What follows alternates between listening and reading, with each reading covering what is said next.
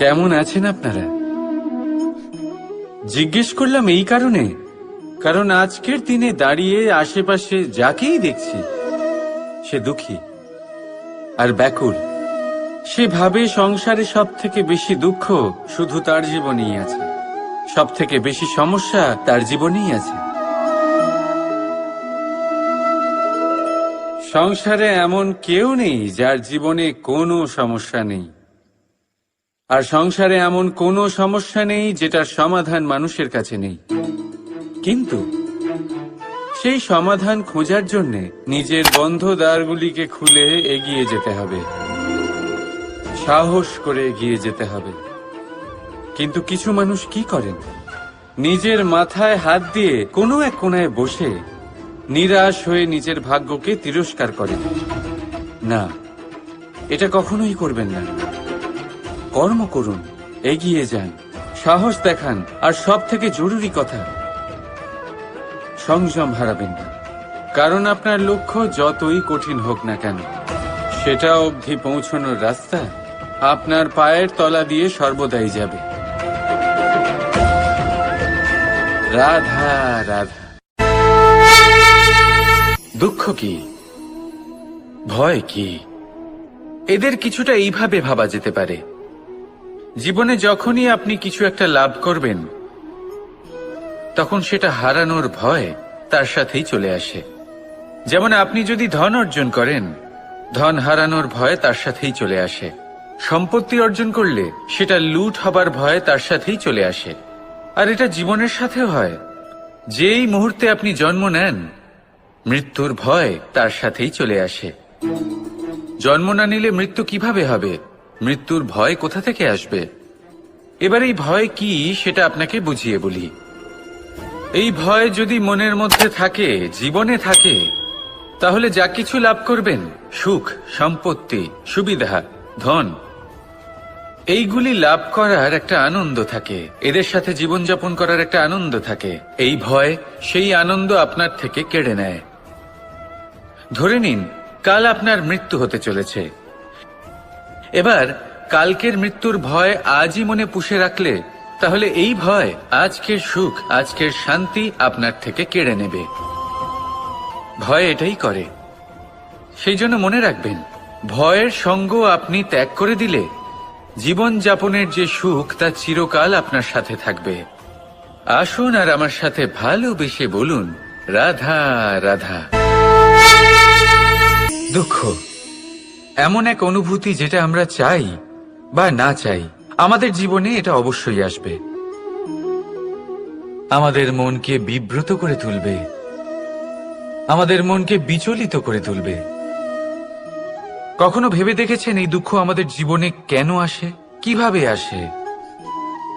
যদি আপনি মন দিয়ে চিন্তা করেন, তাহলে আপনি বুঝতে পারবেন যে এই দুঃখের অনুভূতি পরিস্থিতির থেকে বেশি মানসিকতা, মানসিকতার থেকে বেশি আশেপাশের লোকজনের সাথে জড়িয়ে।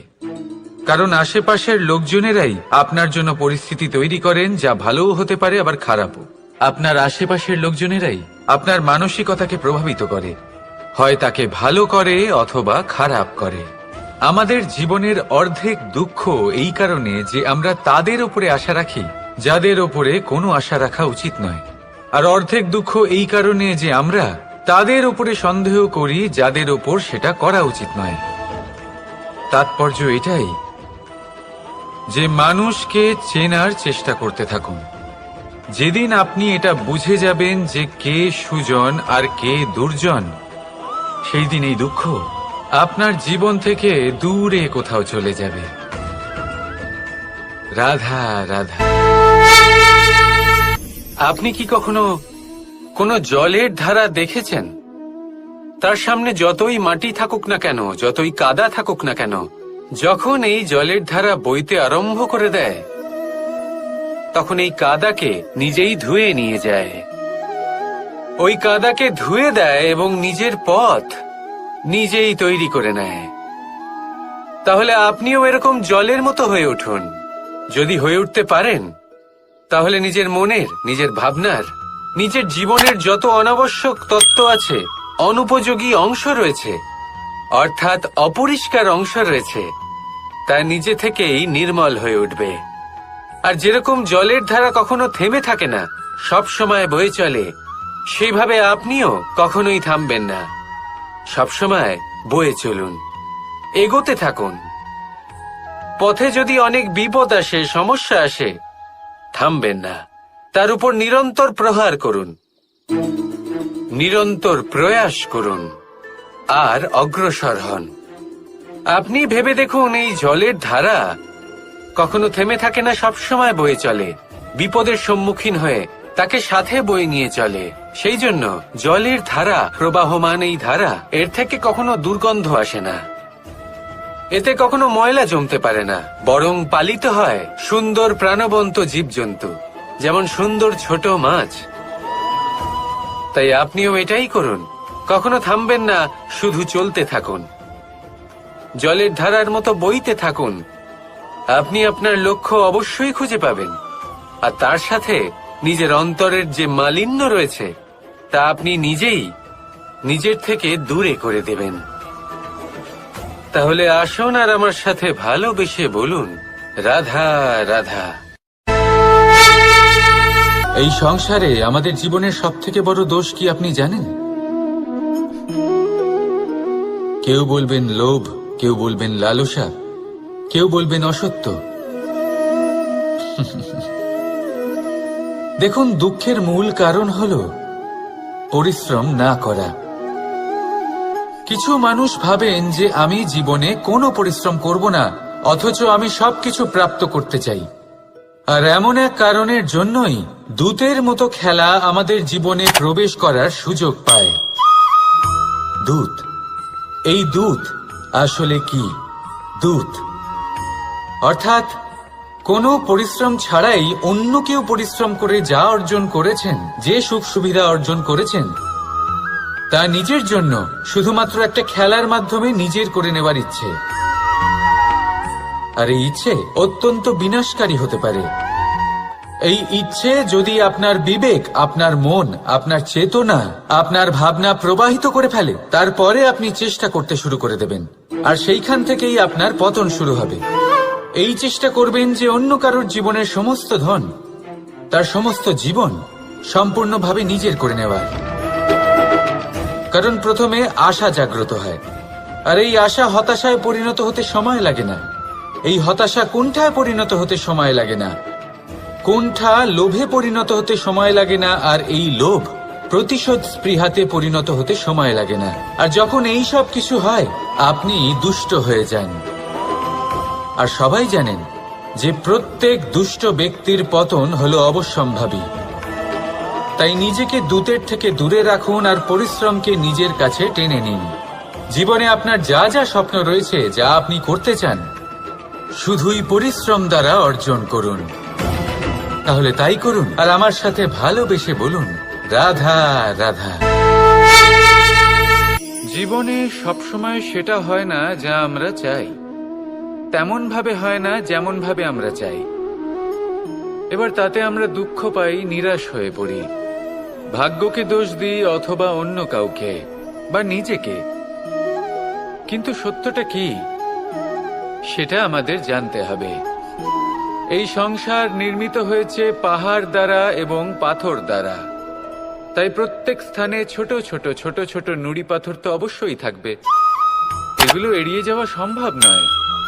আর এই কথাটা আমরা সকলে জানি। এবার এইভাবেই আমাদের জীবনে নানান রকমের সমস্যা লেগেই থাকে। এর হাত থেকে কোনোভাবেই নিস্তার পাওয়া সম্ভব নয়। একটা সমস্যা এড়াতে যান, দ্বিতীয় চলে আসবে, দ্বিতীয় সমস্যা এড়াতে যান, তৃতীয় চলে আসবে। কিন্তু সমস্যা জীবনে থাকবেই, আর আপনাকে সাহায্য করার জন্যই থাকবে কোনো না কোনো রূপে। আপনার চারপাশে পাথর আছে, এটা আপনার উপর নির্ভরশীল আপনি কি করবেন, কোন পথে অগ্রসর হবেন এবং কিভাবে অগ্রসর হবেন। এবার দেখুন, এটা তো সবসময় সম্ভব নয় যে আপনার পদতলে ফুলের চাদর থাকবে, এটা তো অসম্ভব। সেই জন্য উচিত এটাই হবে যে আপনি পাদুকা পরিধান করে জীবনে অগ্রসর হন। এর সারমর্ম এটাই, যখনই জীবনে সমস্যা আসবে দৃঢ় হয়ে সম্মুখীন হন এবং এটা বোঝার চেষ্টা করুন যে এই সমস্যা জীবনে কেন এলো, কি শিক্ষা দিয়ে গেল। আপনার মধ্যে দোষ অবশ্যই থাকবে, তাকে গুণে পরিবর্তিত করুন। এই জীবন আরো বেশি সহজ সরল হবে এবং প্রসন্ন হয়ে বলবে, রাধা রাধা। বিন্দু বিন্দু জলেই সাগর নির্মাণ হয়। এবার এই কথা আমরা সকলে জানি। আপনি কি এই কথাটা জানেন যে ছোট ছোট সুখের দ্বারাই বড় সুখ লাভ করা যায়? একজন বাবাকে দেখুন, সন্তানের জন্ম থেকে তার যুবক হওয়া পর্যন্ত তার সাথে ছোট ছোট সুখ যাপন করেন। এই ছোট ছোট সুখগুলি তাদের প্রেমের সম্পর্কে গভীরতা নিয়ে আসে এবং প্রেমের এই গভীরতা তাদের জীবনে বড় সুখ নিয়ে আসে। এটা ঠিক সেই রকম যেরকম বিশাল এক সমুদ্রে, গভীর এক সমুদ্রে অমূল্য রত্ন খুঁজে পাওয়া যায়। এটাও ঠিক সেই রকমই। সেই জন্য জীবনে বড় বড় সুখের খোঁজ করতে গিয়ে সময় নষ্ট করবেন না। এই যে ছোট ছোট সুখ আছে, এগুলোকে যাপন করা শুরু করুন, এগুলোর আনন্দ লাভ করুন, এগুলো নিয়ে উৎসব পালন করুন। প্রেমের গভীরতা বুঝুন আর এই গভীর প্রেমে মন নিমজ্জিত করুন। তারপরে দেখুন এই মন আর এই জীবন সুপ্রসন্ন হয়ে বলবে, রাধা রাধা। আমাদের মনে যখন কোনো প্রশ্ন ওঠে, কোনো দ্বন্দ্ব জাগে, তখন আমরা যাই আমাদের গুরুর কাছে, আমাদের আরাধ্যের কাছে গিয়ে জিজ্ঞেস করি।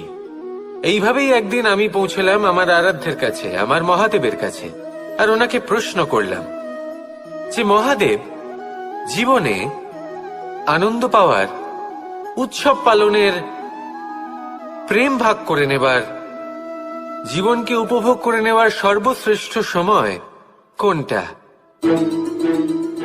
মহাদেব হাসলেন আর উনি বললেন, জীবনে উৎসব পালনের সবথেকে শ্রেষ্ঠ দিন হল মৃত্যুর ঠিক আগের দিনটা। প্রেম ভাগ করে নেওয়ার সবথেকে শ্রেষ্ঠ মুহূর্ত হল মৃত্যুর ঠিক আগের মুহূর্ত। জীবনকে উপভোগ করে নেওয়ার সর্বশ্রেষ্ঠ প্রহর হল মৃত্যুর এক প্রহর পূর্বে। তখন আমি চমকে গেলাম। আমি বললাম, কিন্তু মহাদেব, মৃত্যু তো অনিশ্চিত, আমরা জানিও না কবে আমাদের মৃত্যু হবে। মহাদেব আবার হাসলেন। উনি বললেন যে যদি আমরা এভাবে জীবন কাটাই যে আমরা জীবনের প্রত্যেক দিন, প্রত্যেক মুহূর্ত, প্রত্যেক প্রহর শেষ বলে মনে করি, তাহলে আমাদের সমস্ত জীবন আনন্দের সাথেই অতিবাহিত হবে। কি বলেন? তাহলে আপনিও এই কথা মনে রাখুন আর আমার সাথে ভালোবেসে বলুন, রাধা রাধা।